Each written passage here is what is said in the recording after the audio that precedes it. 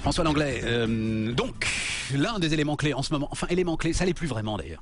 Et en fait, on regarde ça de loin et vous avez décidé de le regarder de près. Et c'est pas mal de regarder de près ce qui se joue autour de la Grèce. Parce que maintenant que le risque systémique est passé, on se dit, bon ben, après tout la Grèce, quelle importance? Or quand on regarde les chiffres, c'est assez spectaculaire. C'est vertigineux, c'est-à-dire, je me suis amusé, si je puis dire, à additionner l'ensemble des milliards promis depuis 2 ans pour sauver la Grèce. On a le premier plan de sauvetage, 110 milliards.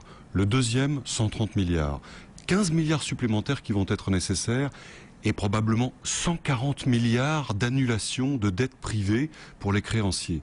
Au total, on arrive pour sauver ce pays à 400 milliards d'euros qui vont être déboursés. Juste un ordre de grandeur pour mesurer un peu l'ampleur de la chose, le PIB de la Grèce, c'est 200 milliards. C'est-à-dire que l'Europe va probablement dépenser l'équivalent de 2 années de PIB pour sauver, j'allais dire sauver, ça n'est même pas le cas. Parce que 2 ans plus tard, la Grèce connaît une récession de 20%. À côté de laquelle la crise des années 30 est une petite plaisanterie, et le chômage est entre 20 et 25%. C'est-à-dire que 2 ans plus tard, on a déversé dans un puits sans fond une masse considérable de milliards, et que pour autant, on n'a pas sauvé le pays. Je comprends même pas comment c'est possible, François. Le seul problème, Stéphane, il est cristallin, c'est l'euro. Il faut que la Grèce sorte de l'euro. Monnaie qui l'asphyxie complètement, qui ne correspond pas du tout à sa compétitivité. Ce week-end, il s'est passé un truc incroyable.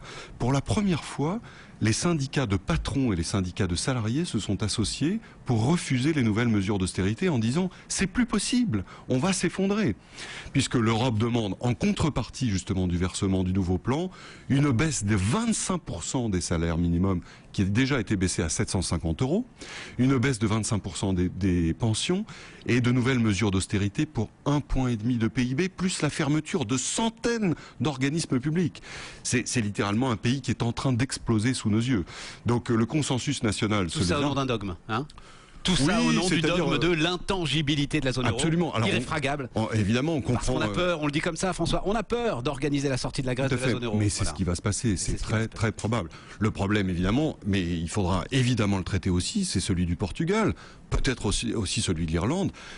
On approche de l'heure de vérité, où il va falloir dissocier le destin des pays qui n'ont rien à faire dans l'euro et pour lesquels cette monnaie est délétère, et des autres qui vont tâcher de s'arrimer à l'Allemagne. François